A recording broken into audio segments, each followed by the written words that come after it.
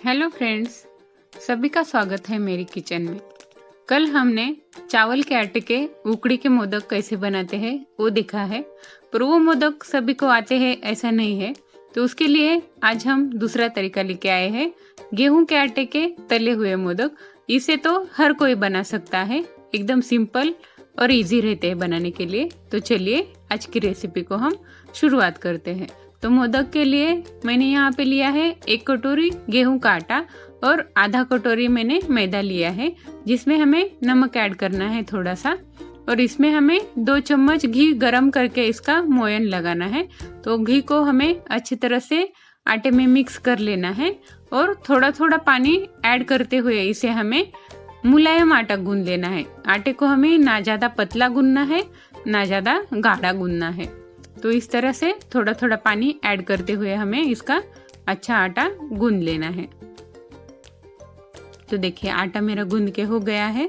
तो इस तरह से हमारा आटा अच्छी तरह से गूंद के अभी रेडी है। तो इसको मैं एक एयरटाइट जार में रख देती हूँ ताकि आटा सूखे नहीं। और इसे हमें 5 से 7 मिनट के लिए रेस्ट होने के लिए रखना है। तो जब तक हमारा आटा रेस्ट होता है तब तक हम मोदक की फिलिंग बना लेते हैं। तो इसके लिए मैंने यहाँ पे कुछ ड्राई फ्रूट्स लिए हैं, वो सूखा नारियल लिया है, तिल लिए है और बारीक वाला सूजी लिया है 2 चम्मच।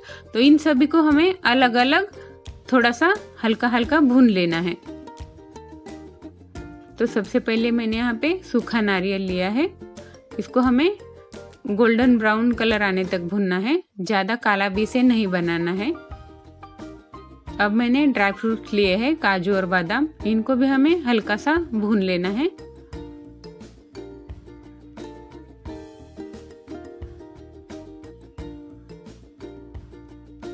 ये तिल है, तिल को भी हमें अच्छी तरह से भूनना है।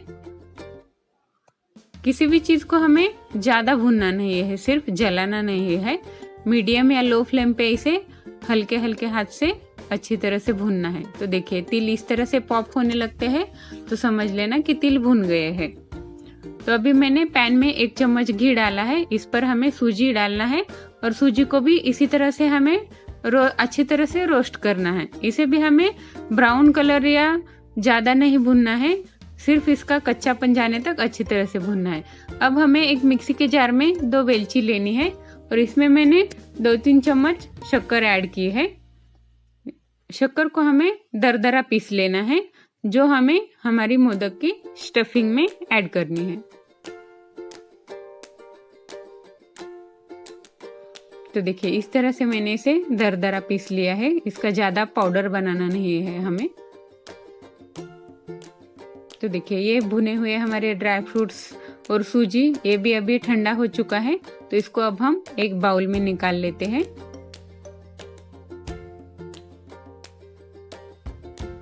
इसमें हमें हमारी पिसी हुई चीनी है वो इसमें ऐड करनी है और इसे अच्छी तरह से हमें मिक्स कर लेना है। तो हमारी मोदक की जो ये स्टफिंग है ये बनके रेडी है।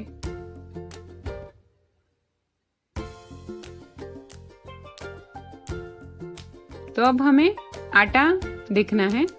तो देखिए 7 से 8 मिनट हो चुके हैं। तो आटा भी हमारा अच्छी तरह से रेस्ट हो चुका है। तो आटे को हमें और थोड़ा गूंदना है इस तरह से मोदक बनाने से पहले।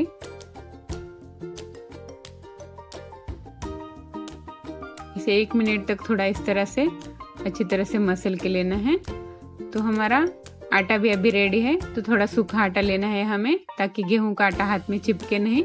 तो इसकी एक छोटी सी लुई तोड़ के लेनी है। हमें मोदक कितना बड़ा बनाना है उसके ऊपर हमें आटा लेना है। तो सूखे आटे में डिप करके हाथ से हमें इस तरह से इसका अच्छी तरह से कटोरी बना लेना है। आपको इस तरह से बनाने को नहीं आता है तो आप छोटी पूरी जैसे बेलते हैं उस तरह से इसे बेल लीजिए। तो देखिए इस तरह से कटोरी बना लेना है और इसके ऊपर भी हमें इस तरह से डिजाइन बनाना है, जो इसका अच्छी तरह से पारी बन जाएगी।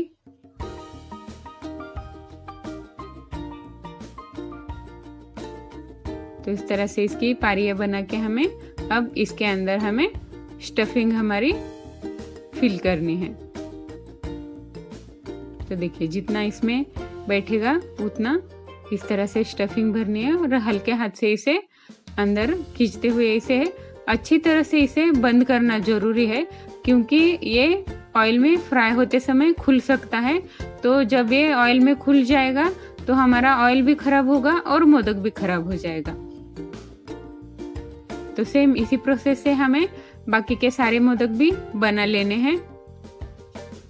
तो देखिए सेम सूखे आटे में डिप करना है और इस तरह से इसे हाथ से गोल गोल घुमाते हुए प्रेस करना है।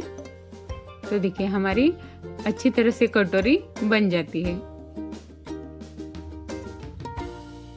इसे भी हमें अच्छी तरह से पारियां बना लेनी है, जिसकी बहुत अच्छी डिजाइन दिखती है फ्राई होने के बाद में।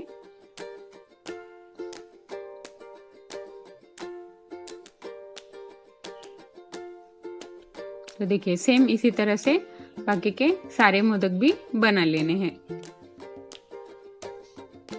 इसे अच्छी तरह से बंद करना बहुत जरूरी है, हम फ्राई मोदक बना रहे हैं इसके लिए।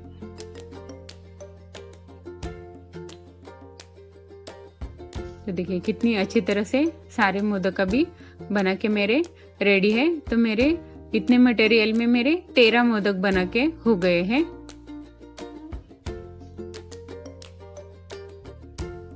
तो इनको अब हमें अच्छी तरह से फ्राई करना है। तो ऑयल को हमें मीडियम गरम करना है, क्योंकि ऑयल को हमें हाई फ्लेम पे ज़्यादा गरम किया तो मोदक ऊपर से जल सकते हैं और अंदर से कच्चे रह सकते हैं। तो इन मोदक को हमें अच्छी तरह से फ्राई करना भी बहुत ज़रूरी है, ताकि ये मोदक 4 से 5 दिन खराब ना हो। इस तरह से इसे मीडियम फ्लेम पे हमें अच्छी तरह से फ्राई करना है, तो ये मोदक अंदर से खराब नहीं होंगे। और हमने घी डाला है इसमें, तो घी की वजह से भी ये अच्छी तरह से फ्राई होंगे। तो इस तरह से इसे 2 या 2.5 मिनट तक मीडियम फ्लेम पे इसे अच्छी तरह से फ्राई करना बहुत ज़रूरी है। फ्राई करते टाइम भी हमें ध्यान देना है कि हमारा मोदक अंदर से भी अच्छी तरह से फ्राई हो जाए। सिर्फ ऊपर से फ्राई होगा तो हमारे मोदक दूसरे या तीसरे दिन खराब हो जाएंगे। तो इसके लिए हमें 4 से 5 दिन हमारे मोदक खराब ना हो, उसके लिए इसे एकदम अच्छी तरह से फ्राई करना है। तो देखिए कितना अच्छा कलर आया है मोदक के ऊपर। तो इसी तरह से हमें मीडियम फ्लेम पे गोल्डन ब्राउन कलर आने तक इसे अच्छी तरह से फ्राई करना है। तो फ्राई किए हुए मोदक प्लेट में निकाल लेने हैं और इसी तरह से सेम प्रोसेस से हमें बाकी के मोदक भी फ्राई करके लेने हैं। और ध्यान रखना है गैस को हमें मीडियम टू लो ही रखना है। तो सारे मोदक मेरे फ्राई होके अभी रेडी है। तो अब हम इसे डिश में रख देते हैं। तो आपकी जरूरत के अनुसार आप कम ज़्यादा आपको जितने बनाने हैं उतने बना सकते हैं।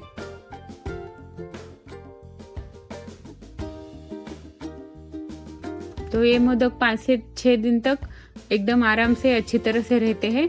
तो इसके लिए इसे आटा गूंथते टाइम भी बहुत अच्छी तरह से आटा गूंथना भी ज़रूरी है, और फ्राई करते टाइम भी इससे मीडियम फ्लेम पे ही अच्छी तरह से अंदर से फ्राई होने तक अच्छी तरह से फ्राई करना बहुत ज़रूरी है। तो हमारे मोदक देखिए फ्राई होके रेडी है। तो इसी तरह से बप्पा को अलग अलग प्रसाद बना के खुश करते रहिए।